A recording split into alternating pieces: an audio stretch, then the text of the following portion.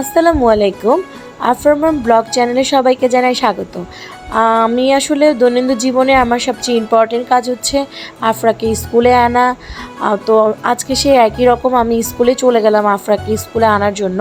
তো আফরার খুব প্রিয় ফল হচ্ছে ড্রাগন ফল। তো আমি কি করলাম, আফরার জন্য কিছু ড্রাগন ফল নিয়ে নিলাম।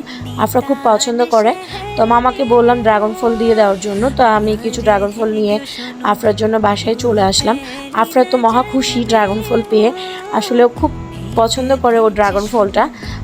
তো আসলে বাচ্চার পছন্দ তো মাকে খেয়াল রাখতে হবে। তো আমি কি করলাম, বাসায় চলে আসলাম। আসার পরে এখন হচ্ছে দুপুরে লাঞ্চের জন্য আমরা কি করব দৈনন্দিন জীবনে। তো আমি যেটা করেছি, এখানে পুঁইশাক দিয়ে আলু দিয়ে চিংড়ি মাছ রান্না করে নিলাম। সাথে আমার মোস্ট ফেভারিট একটা ডিশ, সেটা হচ্ছে শুটকি। তো আমি খুব শুটকি পছন্দ করি, শুটকিটা আমার খুব ভালো লাগে। তো মাঝে মাঝে নিজের খাবারের রুটিনটা একটু চেঞ্জ করি, মাছ মাংসের সাথে একটু শুটকি থাকলে ভালোই হয়। তো আমি বেগুন দিয়ে আলু দিয়ে বাঁশপাতার শুটকিটা রান্না করে ফেললাম। আর এখানে চিংড়ি মাছ দিয়ে আলু দিয়ে পুঁইশাক রান্না করলাম। পুঁইশাকটা আমার খুব প্রিয়, যদিও এটা অ্যালার্জি আছে, তারপরেও খেতে খুব ভালো লাগে। তো মাঝে মাঝে একটু পুঁইশাকটা রান্না করি, রেগুলার পুঁইশাকটা রান্না করা হয় না, কারণ আফটার বাবা এটা কিনে না, আমাদের অ্যালার্জিতে প্রবলেম আছে দেখে। তো আমি আসলে যখন চোখে পড়ে আমি একটু ফাঁকিবাজি করে পুঁইশাকটা কিনে নিই খাওয়ার জন্য।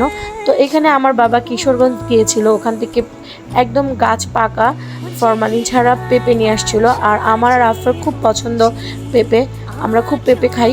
তো এখানে আফরা স্কুলতে আসার পরে আমি আফরাকে পেঁপে দিয়ে দিলাম।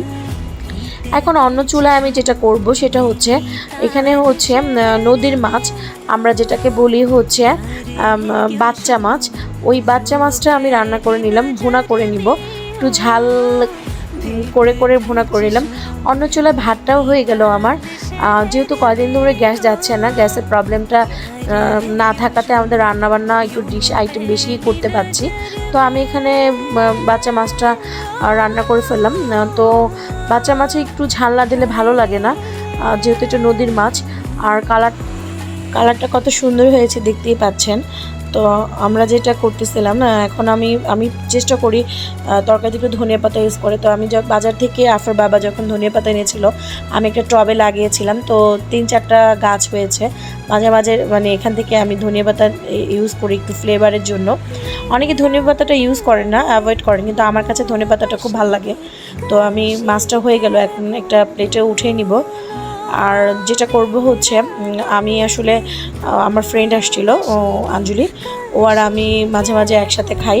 তো এখানে আমি আম দিয়ে ডাল রান্না করেছি, পুঁই শাক দিয়ে চিংড়ি মাছ রান্না করেছি, আলু ভাজি করেছি, আর হচ্ছে বাচ্চা মাছটা ভুনা করেছি। তো আসলে একসাথে খাচ্ছিলাম। আর সবাই মিলে একসাথে খেলে যে কোনো সিম্পল জিনিসও ভালো লাগে। তো চেষ্টা করেছি আমার ডেইলি ব্লগ মানে রুটিনটা আপনাদের কাছে শেয়ার করার জন্য। তো সবাই দোয়া করবেন আমাদের জন্য, আমার চ্যানেলটার জন্য, যেন আমরা আরও আগাতে পারি আর আপনাদের সাথে নতুন নতুন ব্লগ নিয়ে আসতে পারি। তো ভালো থাকবেন সবাই, আল্লাহ হাফেজ।